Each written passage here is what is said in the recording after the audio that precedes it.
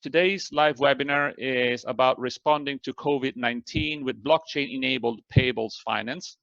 And we have a rich set of presenters: Daniel Cotti, Managing Director, Center of Excellence, Banking and Trade at TradeIX; Claire Thompson, Executive Vice President, Enterprise Partnerships at MasterCard; Alisa DiCaprio, Head of Trade and Supply Chain at R3; and myself, Enrico Camirinelli, Industry Analyst. I will let then each presenter introduce themselves later on, but let's go to the point of today's webinar. We are looking at keeping businesses, supply chains, and the economy intact requires rapid intervention. Innovative financing solutions focusing on SMEs and global supply chains are a necessity, and such solutions require rapid onboarding, simple integrations, and low-cost deployments. So I would say very sensitive and important topics. Before I pass it over to the presenters, just a quick housekeeping, as we have been, for those of you who are already, say, familiar with our webinars and live conferences, we have a Q&A chat line. So please use the Q&A box to ask your questions to the presenters. I will read the Q&A questions as they come in chronological order, and please avoid anonymized questions. We like people to basically let us know who they are. And with that, at the end of the presentation, I will ask these questions. So we are responding to COVID-19 with blockchain-enabled payables finance. And I will basically move the slides when you will tell me. So, who's first? All right, this is Alisa from R3. I'm gonna get us started. The reason that we wanted to have this discussion today and this webinar right now is because what we learned from the experience in international trade with COVID is that everybody was able to go digital in an emergency. Everybody figured out a way to do it. But we also see that it's not really sustainable. So what this slide is it really looks at how COVID changed the way we talk about blockchain and trade. And this is really, I would say, three ways. And the first is that, we saw very clearly that short-term digital transformation requires the flexibility to scale up and down. So when we really looked at what kind of measures were being implemented in order for corporates and banks to go digital, what they were doing was taking existing platforms and just scaling them up. And a lot of this is not really viable in the long term. It's kind of clunky. It's maybe not completely in line with regulatory requirements. So, what is a better way to do that? What kind of digital solution does scale up and down very quickly? And clearly that's, blockchain allows that. And the second reason that COVID has changed things is that, we saw that trade is slowing. It has to slow, right? It's not working. Supply chains are breaking, but it cannot stop. And this is really where the banking sector comes in. You may have, you can see the statistics here. These are from the recent ICC brief about this. But, banks are reporting 90% of operational staff working remotely. Fine. But how do you make sure that trade is still processed? Who are you sending those original documents to? How are they being signed? How are they being printed? So you really need to make sure that you have a solution that allows you to keep going. Where we did see blockchain in place, for example, these flows were much less impacted because the documents are already electronic. Everything is already sort of natively digital. And the third way that COVID really changed, how we're thinking about blockchain is what we see being implemented in terms of e-signatures and electronic documents. So, the statistics here is really around regulations, because the reason we tend to use electronic signatures and electronic documents is both because of regulatory requirements and also just because of behavior, right? It's just normative. That's how you always did it, but it's not how you have to do it.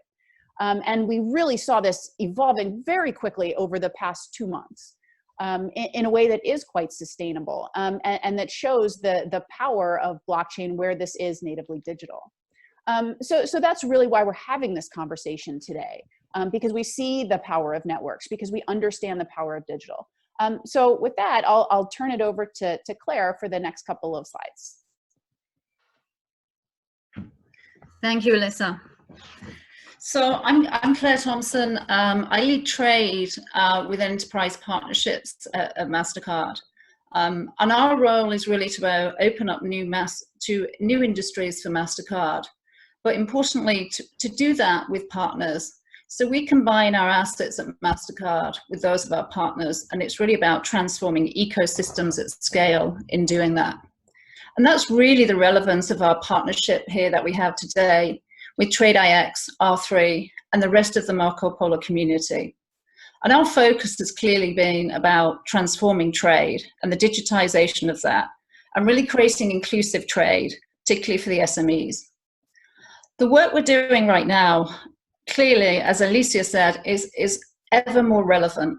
If we look at now the extent of COVID-19 and the extreme circumstances of the pandemic, this is large-scale disruption, impacting individuals, businesses, and economies, all hurting in ways that were all more encompassing than we've ever seen in any other crisis, certainly in our day. So the key of what we're really trying to do today is really a call for action, and a call for action collectively. And we'll go into what that really means in terms of solution set. But first of all, it's really about coming together. I think if you look, generally across the globe of where we are in terms of the pandemic, I would say we're probably at the stabilization phase. But we need to quickly move back into normalization. Now, we know that's not going to be quick, and we know that's complex. We know that's going to be at different stages if you look across the globe. But the key is then to move from normalization back into growth. So what you're going to hear today is really how we can achieve that together. So yes, it's a call for action, but we can only ever do that. And that's really the genesis of the whole Marco Polo setup. And I suppose also the genesis of MasterCard and how it came together in terms of, participants in the ecosystem actually coming together to drive scale and transform ecosystems, payments, financing. So ever more now, that is clearly needed. And we need to act fast, and we need to really act in an aligned manner. And to do that, and by doing that, we're going to create a market-wide response, which is clearly what's needed, given the nature of where we're at right now. Critical to that is digital enablement. So businesses now really need to access digital platforms like Marco Polo. They need to also have the ability, if you think about what's happened to businesses today, particularly the small businesses, many of them can no longer trade with the conditions we have with lockdowns and just all the environments that are obviously stunted from where they were before. So the key as well, in also them accessing digital platforms, is for businesses to give them access to trade on e-commerce. And that is really something we are very focused on with our partners and here at MasterCard, enabling those small businesses to get back up and trade digitally, which I'm sure will become ever more the new norm as we come through the phases of the pandemic. And the key of all of that, why are we doing that? We want to get businesses still to trade. They need to continue to trade. They need to continue to trade to survive. But we need to do that in ways that are economic, stable, sustainable, and secure. And all of this is leading to obviously keeping businesses going and to ease us through this transition, and ultimately to access it much needed liquidity to sustain the cash flow and keep the businesses going. So as I said, this really has to happen in an inclusive manner.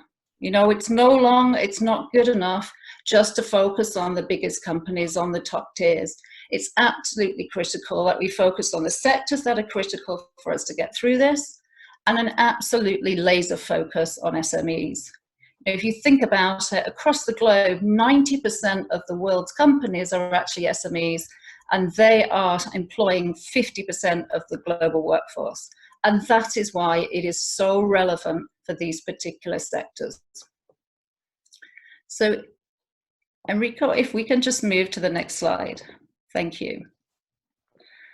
So as I said, it's all about doing this digitally, but it's about doing it digitally at scale. And it's about connecting all the different parts of the ecosystem for this to truly have the impact that is going to be necessary.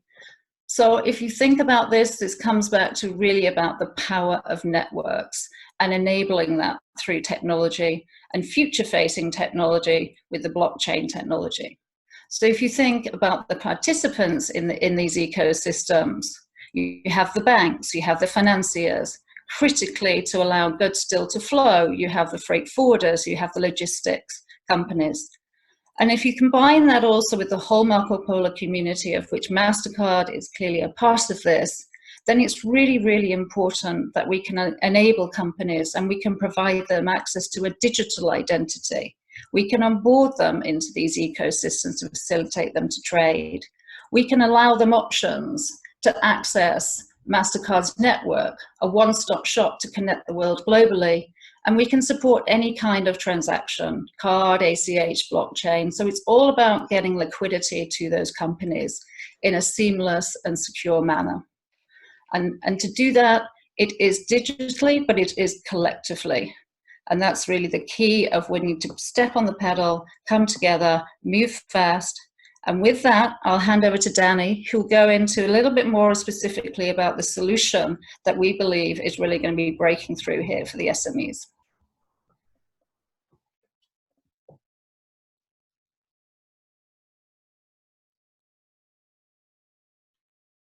Make sure to unmute yourself, Danny.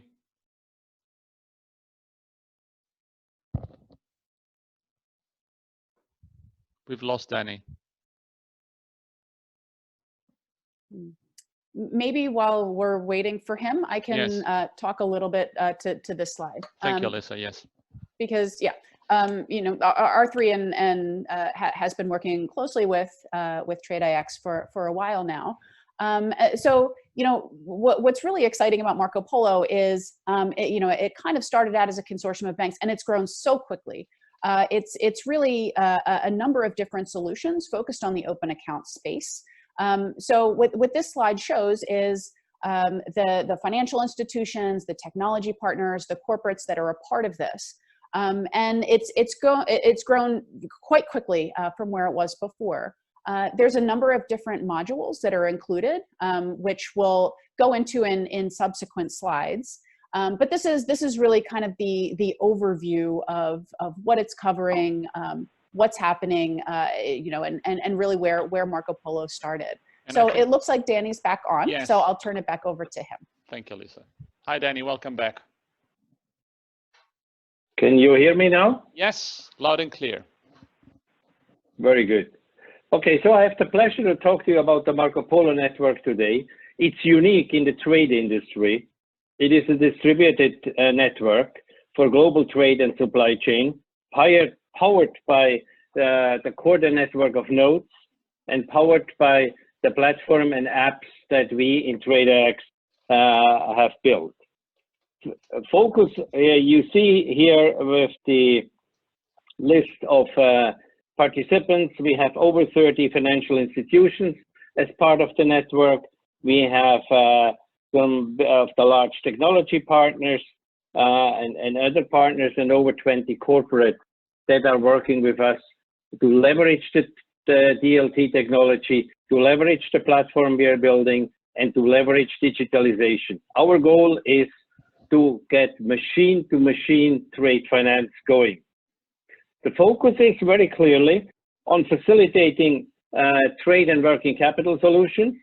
So we start with 3 scenarios. One is payment commitment, one is receivable discounting, and one is payables finance. Today, we are going to focus on payables finance. If we go to the next slide, Enrico, please, then yes. You see on the left-hand side of the slide, the usual distribution of suppliers that are connected to a buyer. There are a few that are strategic and large, and then there is a long tail. And the goal is not only to serve the large and strategic suppliers, but to serve all suppliers that are participating in a supply chain of a medium-sized or large buyer. As you can see, in a PwC study done at the bottom in 2019, and shown here in the bottom left, it is only a small number of suppliers that today are actually part of supply chain. The key challenges in supply chain finance, as shows the McKinsey study there in the middle on the top, is the ease of onboarding of suppliers and the support for suppliers. That's the biggest stumbling block and impediment to grow these supply chain finance programs. And another study from BNY Mellon has shown that the reason for rejection is really the compliance constraints that come along with these programs. So the current processes and solutions don't allow for mass onboarding of suppliers. Therefore, SME suppliers, the very small ones, do not have access to supply chain finance solutions. And the current solutions have very limited effect on reducing the risk on supply chain disruption, social responsibility, and what we are facing right now with COVID-19 and its impact. So what is required to support the SME suppliers? If we go to the next slide, then we'll see a call to action from the ICC. And the call to action is really the importance of... Danny, can you please explain what ICC is, because not everybody might be familiar with the acronym? Okay, ICC is the International Chamber of Commerce, the world's foremost business association, present in over 200 countries, and anybody that makes business or does business or is involved in business is part of the ICC. It's headquartered in Paris, and it provides policies, guidelines, and lots of other support for the industry, like arbitration and standardization. Thank you. So it's of paramount importance to safeguard the current and future functioning of the global economy and the livelihoods of billions of people and millions of companies around the world. And that is the call for action. Keeping businesses, supply chains, and the economy intact requires rapid intervention. On the left-hand side, you see there key principles. Providing easy access to cash is one. Stabilize the supply chain. Social responsibility, highly targeted and impactful, and have a collaborative approach. And all this is what we are pursuing with the Marco Polo Network and our partnerships with MasterCard and R3 and Microsoft and others. So we have solutions that pay the suppliers faster, that provide liquidity to the tail end of the suppliers, that mitigate the business risk on an ongoing basis, provide various alternative funding sources, and therefore we have created, on top of what we are doing, very specifically as a response to COVID-19, the SME early pay solution of our Payables finance program. If we go to the next slide, that explains a little bit what is required, how to make this work, and how do we make it work. So we start in the middle on the top. It has to be secure.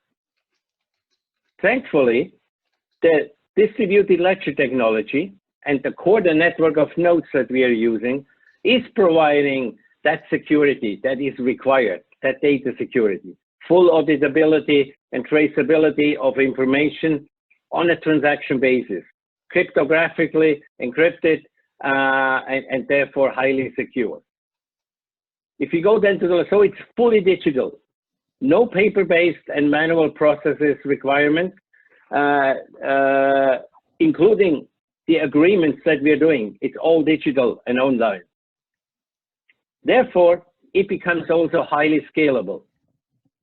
It becomes highly scalable and will allow mass onboarding of suppliers, hundreds of thousands of them, into existing or new.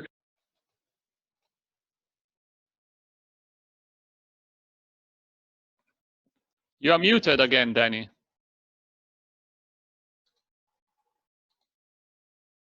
We keep on losing Danny. I don't know, perhaps it's Claire's time now. Okay, I'll move it to Claire. No, it's Danny again. Hello? Danny, okay, you were muted again. So you can speak now.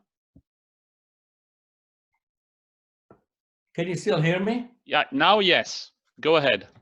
I switched the slide. This is crazy. Can you hear me? We have some technical problems here. Hello? Danny, we can hear you. Can somebody reach out to Danny and tell him that we can hear him? I will send him a Slack message. This is Ginny here. I'll let him know. Yeah, unfortunately, COVID is not helping either the line connections. Danny, can you hear us? Or I can, what if I move to some other slides that are presented, and we will get back to this one when Danny is back again. What do you think? I think that makes a lot of sense, because Yeah. really what he's doing here is he's going very deeply into the SME Pay solution. Mm-hmm. So I think the slide, there are some additional slides that maybe Yeah, I think. Claire could talk to a little bit. You want to talk about this one, Claire, perhaps, so we move ahead. What do you think? And when Danny's back, we'll go back to his slides. I think that the sequence is important, but we can always be flexible and get Danny back when he's on. Sure. Okay. Okay. All right. Yes. Can you hear me now? Oh, now we can hear you. Okay, let's go back. Let me tell you what happened. This Yeah, is no, the no, UK, otherwise and the we lose too much time, technology Danny. infrastructure in the UK. It started pouring down outside, and the connection got lost. Okay. So we have a direct correlation of the availability of internet networks in the UK with the weather. Yeah, that's why we always suggest to use the telephone line. But okay, go ahead. I Now. did use the telephone line, but even the telephone line didn't work. I had to recall in. I got kicked out. Can we cover this slide then? Were you on this one, Danny? This slide here? No, I was on the one before. The one before. Okay, but I speed just up. had, Yeah. Yeah. Okay, good. So what I'm saying here is this new user experience that is enabled through the network of nodes and connect once to connect to many, and social responsibility, so that we can leverage also governments and government guarantees in this scenario. So it's a team. It's a team of companies and a combination of partners and technologies that allow to make this happen. To have fully digitized and automated onboarding, leveraging API connectivities, have various funding structures in place, so special purpose vehicle through MRPAs and notes, early payment of approved invoices, so you don't have to purchase the receivable, that's for SMEs only, access a network of over 30 banks, and have alternative payment options. That's what we are working on with MasterCard, to leverage alternative payment options. If you go to the next slide, you see then how this works. It's a classical three-party model with supplier, buyer, and funder. So the buyer uploads the approved invoice, supplier submits a funding request for the approved invoices, the funder submits the funding response, and the supplier accepts it, and then the funder pays through various structures. So there's not one size fits all solution, but it has a lot of flexibility in this scenario. TradeIX functions as a servicer and functions also as a hoster. We are hosting the nodes and the platforms of the participants, and we are the business network operator of the Marco Polo Network. If we go to the next slide, you see the value proposition for the various parties. You see on the left-hand side, for the buyers, that the value proposition is really to penetrate all the suppliers. So the tail end, as I've mentioned at the beginning. Maintain the payment terms and the cash on balance sheet, expand existing supply chains, reduce the performance risk, have access and be able to offer multi-bank solutions to their suppliers, not a single bank solution. So therefore, strengthening their supply chains and ensure their SMEs remain solvent and continue to operate.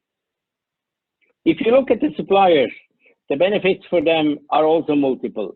Access to on-demand early payment, which reduces the risk of cash outstanding and accelerates their cash flow. Optimize the working capital, therefore, access broader funding, and get a real chance to survive the economic crisis that we certainly will follow COVID-19. For the funders, it's really a proactive response to participate and offer funding and allow mass and quick supplier onboarding digitally through various structures. They get external help for the servicing, and operationally it's very light for the banks because it's all digital. They don't need to put in place manual operations department or hire people because it's all done by technology.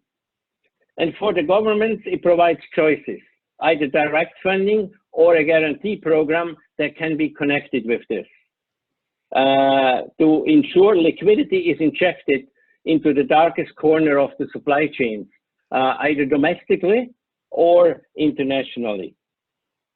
It assures that their action reach all types of and sizes of supply chain, and they get also with access to the system, real-time visibility and full transparency to how their money or their guarantees have been used. Not on a transaction level, but on a counterparty level. So having said that, if you want to find out more about this, do contact us. And I pass it over now to Claire, who is going to talk about the next slide. Claire, over to you. Thanks, Danny.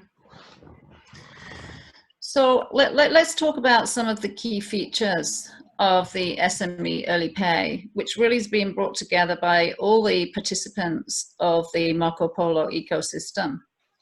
So key, and you heard earlier, and we know kind of onboarding is the Achilles heel here. And that's fundamentally one of the main reasons that SMEs have not been included in these supply chain finance programs at scale, certainly in the traditional ways of doing things. So it's really about applying the technology around digital, creating a digital passport for companies. And that digital passport then is unique to them. And that digital passport can then be used for any type of access to any type of service. And it can be used to load documentation with it. So it's a one-time passport, a one-time digital identity that the company takes with it everywhere and applies for every service, as opposed to multiple onboardings for every service which are not interrelated today through the B2B ecosystem. And fundamentally, that is a key enabler also of how we're doing this with the blockchain technology. And MasterCard are looking, this is a strategic priority for MasterCard overall, and we're looking to really take what we've done in the consumer space in terms of giving an identity to individuals and transforming this into B2B in conjunction with our partners at R3 and TradeIX. Obviously, we want to get fast. We want to fast integrate into accessing the liquidity, and that is a key enabler.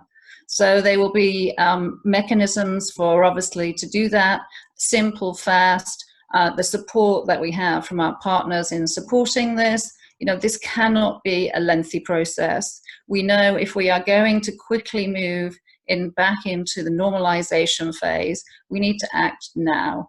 And we need to enable it. This cannot be a process where it takes 3 to 6 months just to access the liquidity. That is far, far too late. So there is a massive focus and emphasis on how we do the whole integration and accessing the information from the SMEs and really making it as simple as we possibly can.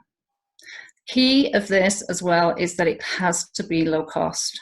Whether that we're talking about the enabling the costs of the blockchain technology, the costs of onboarding, because this has been the inhibitor in the past. It just has not, there has not been a scalable model which has allowed for the low cost access in terms of onboarding SMEs.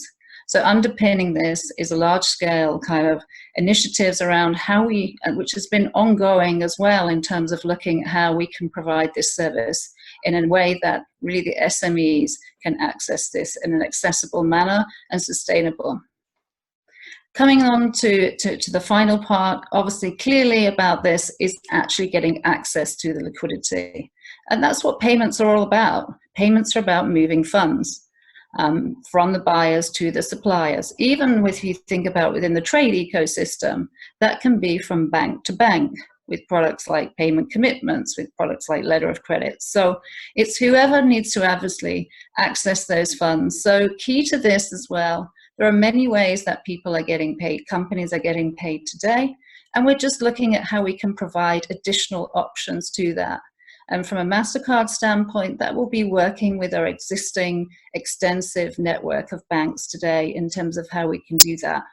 We're looking at solutions where we can do that on card, and using cards as a vehicle of working capital. And we're looking at how we can do that through the typical ACH route, but making that in a much more seamless manner and also much more streamlined manner than we would have typically seen in the past. So that is kind of how it all comes together. And all of those, we believe, will absolutely transform the experience. And the key to this is that, as it says, the SMEs will be able to allow liquidity and get paid early and really enable that relationship between buyers and suppliers, which is absolutely fundamental right now for SMEs' livelihoods. I'll just hand back over to Danny. Thank you. Danny, you are muted. You are muted. Yes. So why join now? It is really, it is a call for action. It's a call for action by the government, by the industry, by the companies, and by the employees to support the SME businesses around the world. This solution works for domestic and for in cross-border scenarios.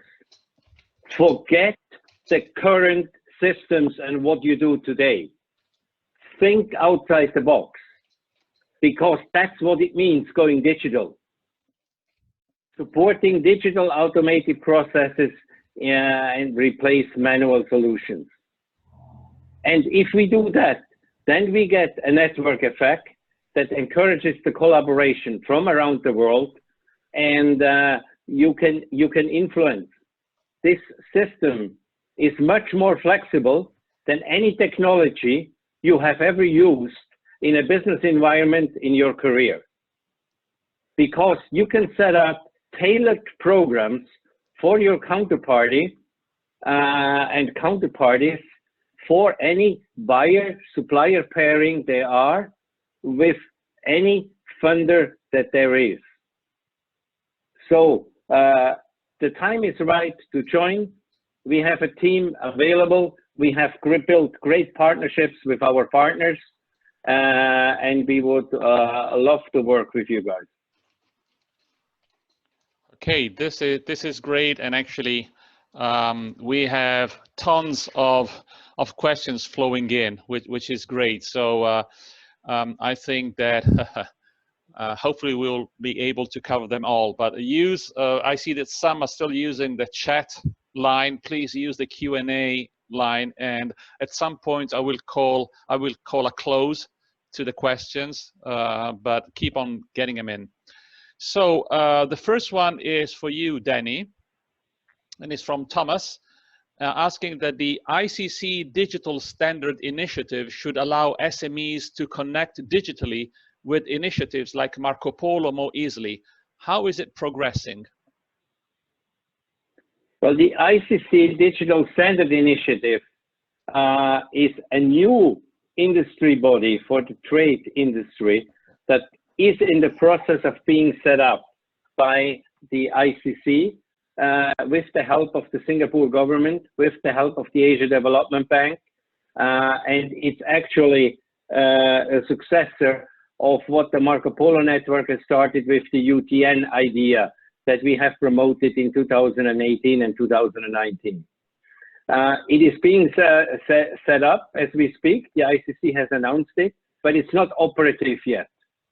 I had a conference call earlier today. A managing director will be selected. They had a lot of candidates that have applied for the role, and in early June you should have the announcement, and the DSI will become operative as per mid-year. Great, thank you. The second one, again, Danny, seems that you are pretty much under the questions. This comes from Mohammed. What is your expectations regarding the legal response towards adapting the concept of digitizing trade, especially when we are talking about bill of exchange, bill of lading, and other negotiable documents? Well, it's very clearly that the legal systems that we have around the world are archaic and not suitable to support digital business execution.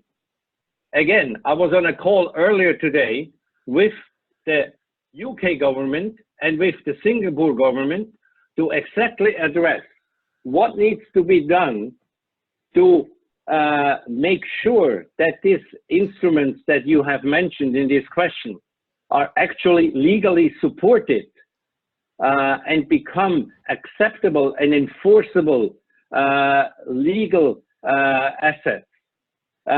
So there is UNCITRAL has a model law, so it's all written up, the work is all done. All what the governments around the world have to do is to adopt it, take it seriously, and implement it. It's all there. And hopefully COVID-19 will make these governments move faster into that direction and fast track the legal change, the law change that is required in all jurisdictions around the world. Okay. Enrico, yes? if I could add to that, actually. I was about to ask you, Alyssa. Thank you.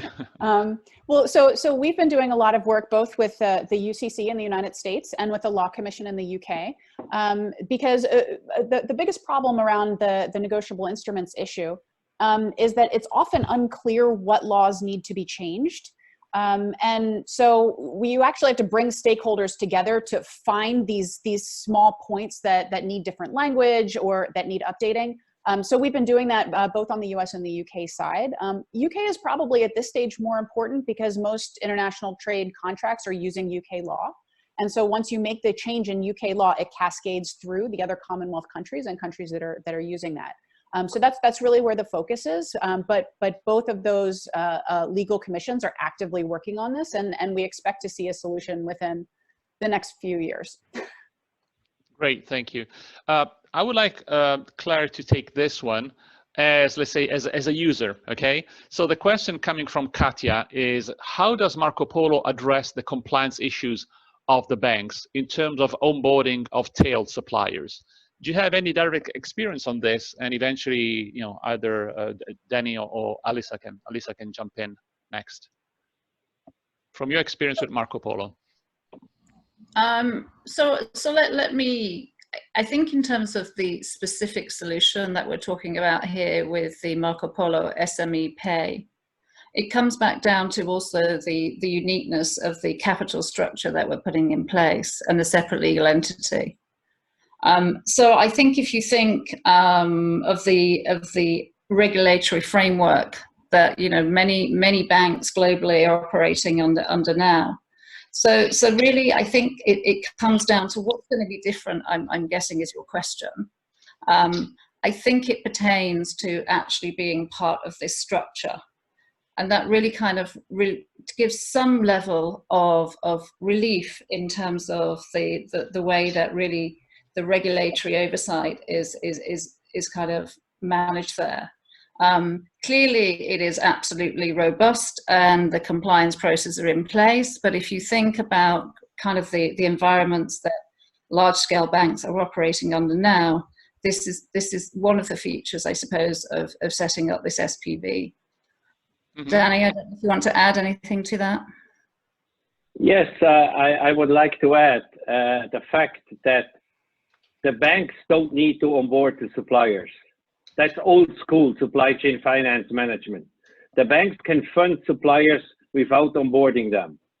That's what we are challenging the industry, the compliance people, and the risk people in these banks. In terms of leveraging our structure, the way we have set up, that doesn't require an incredible amount of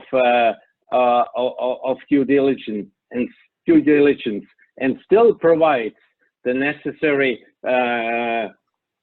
due diligence to be executed that is done. But with a digital passport on the system, with the information recorded once, applicable to everybody at any time, including the regulators, is a game changer. Good. Yeah, to also add to Please. that, I mean, one thing that we know about SMEs is they're terrible at signaling their fitness to be financed. And this is a problem we've had, throughout time in trade finance.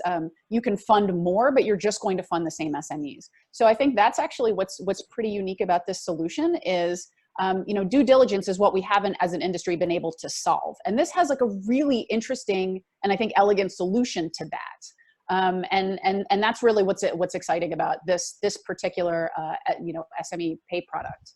Is it gets to that point that we haven't as an industry been able to solve.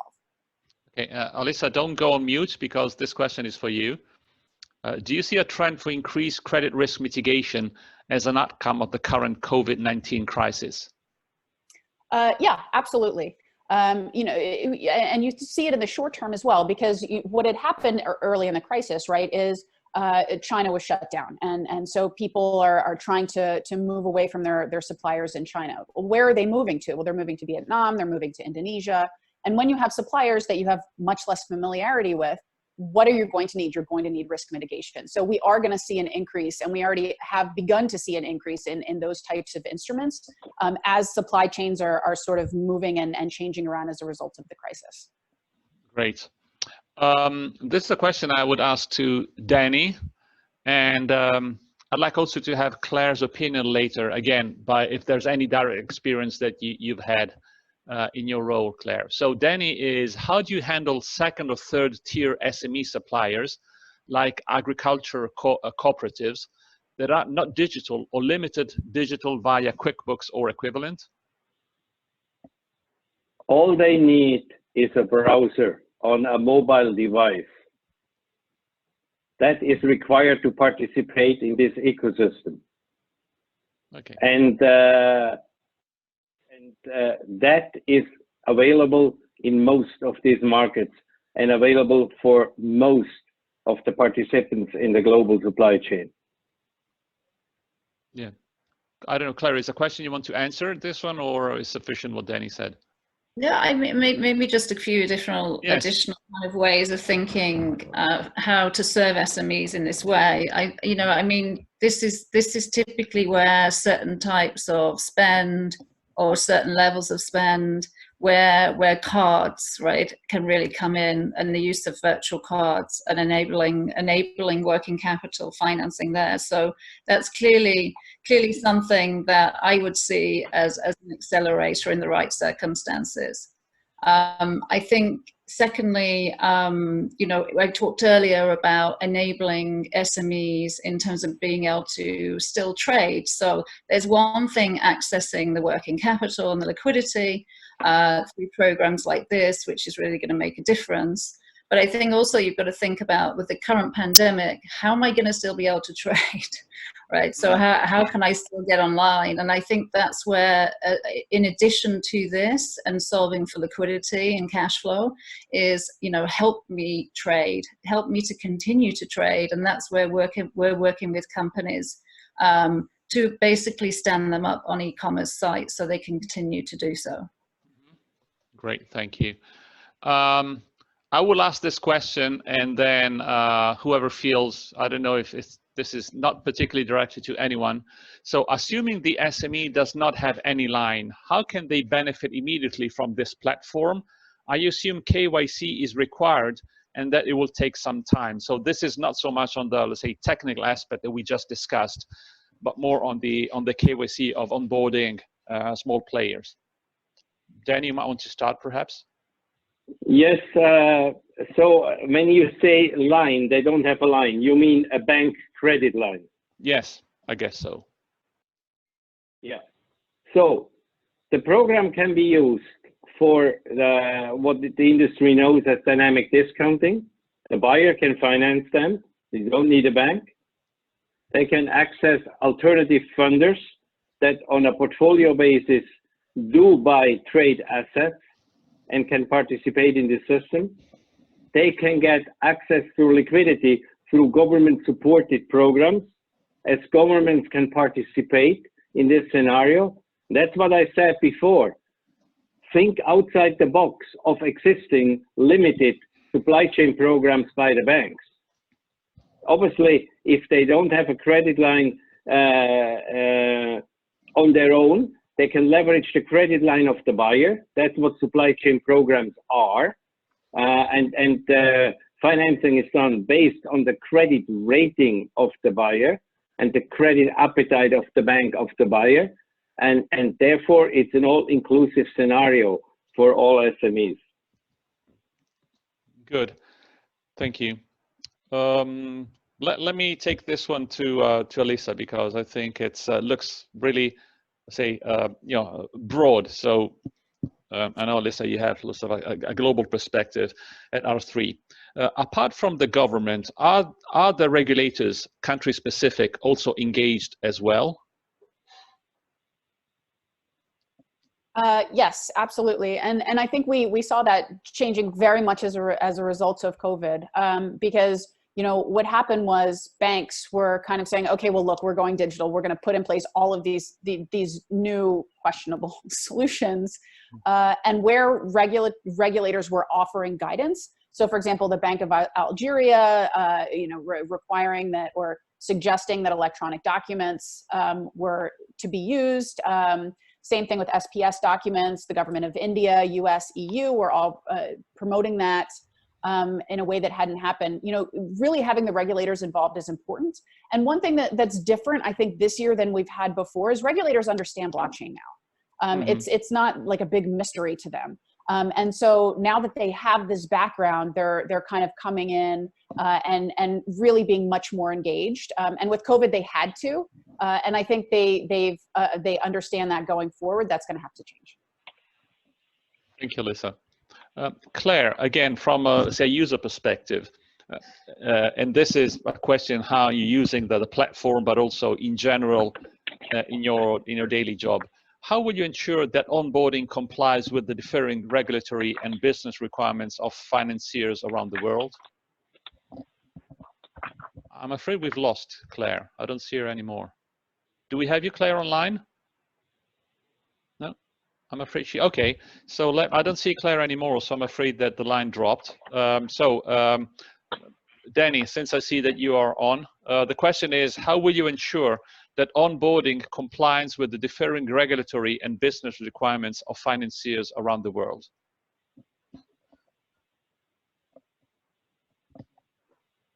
Well, like I mentioned before, on certain structures that we are promoting with the Marco Polo Network, the bank does not need to onboard the supplier. Therefore, this question becomes irrelevant in that sense. Where the bank has to support, or where the bank does a direct program and has to onboard the supplier, then this technology helps as well in terms of delivering and giving the bank access to the KYC information of the supplier on the ledger. So the supplier produces all the information that is required by the banks, puts it on the ledger, and then permits the banks to see that information. It's much faster than sending emails and PDFs, much faster than sending physical copies of passports, and much faster than anything is being done today. Good. Actually, there is a question for Claire, so let me ask directly. And it's Sayed is asking a very direct question. I will read it to you, Claire, but perhaps let me then paraphrase it, because I don't know if you want to answer such a direct question. So the direct question is, what is the expected cost of using MasterCard by the consumer? I would paraphrase it in, is there any change in terms of the cost of use, or any benefits directly accruing to the consumer by virtue of you running your operations through the platform? Claire, you are on mute.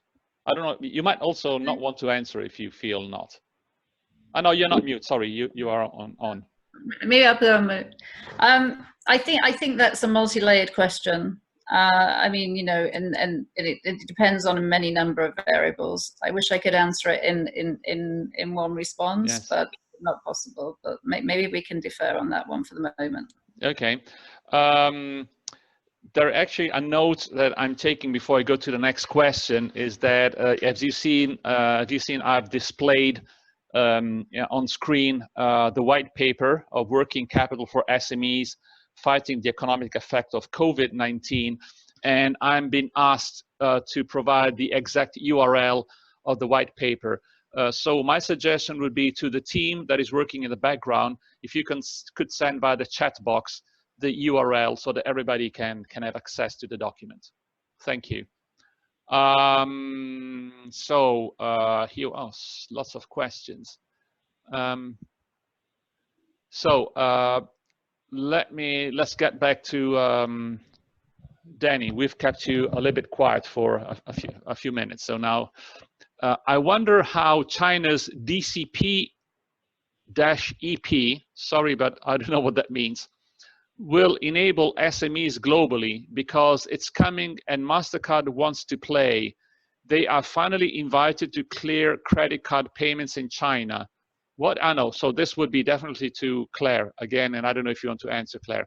What is MasterCard's plan?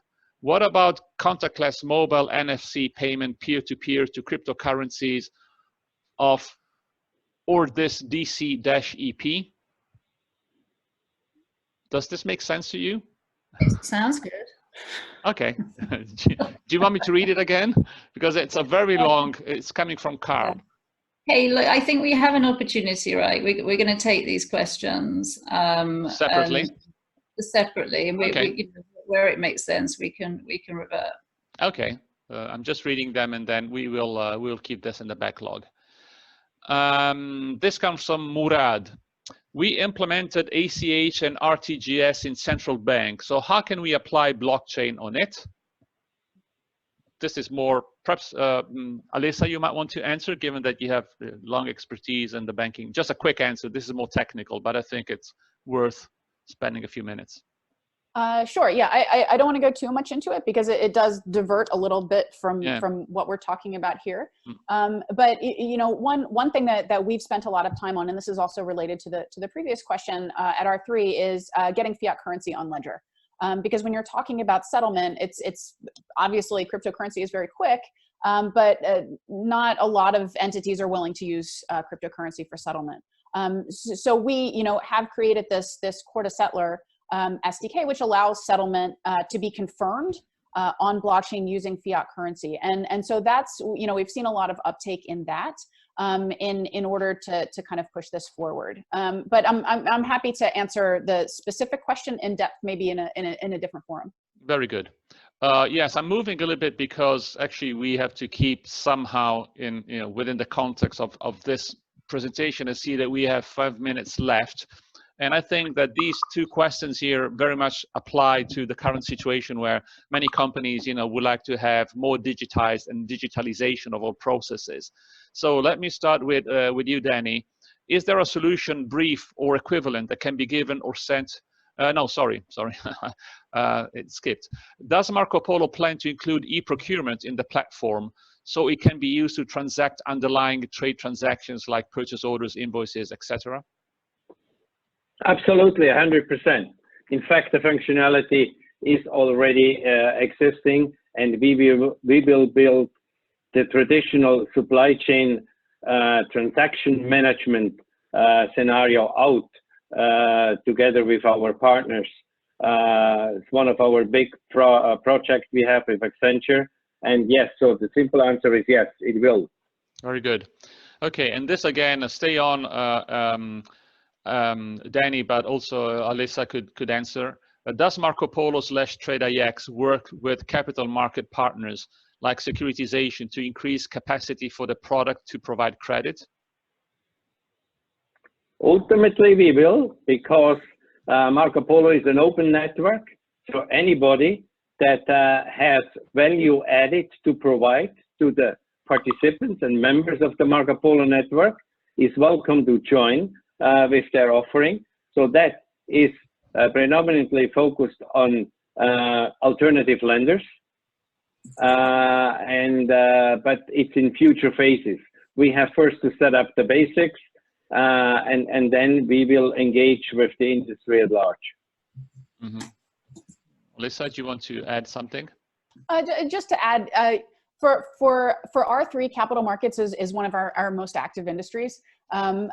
We just announced that NASDAQ is using Corda, for example. I think related to the way we've done trade finance, we've traditionally kept them kind of separate. And so they haven't been connected yet, but increasingly we're seeing that happening in the ecosystem for exactly the reasons that were pointed out. Thank you. This one again, I'm picking, this actually applies to the current situation, and feel free, you know, whoever wants to answer. Is there a solution, brief or equivalent, that can be given or sent to very small businesses in agriculture, like individual growers or cooperatives around $200 million in revenue? I think this is a very touchy situation right now. I don't know that we have anything. I think perhaps what this is looking for is something similar to what the WEF has done with their blockchain and supply chain toolkit, which is basically like a checklist that you would use to see if this is appropriate for you to use.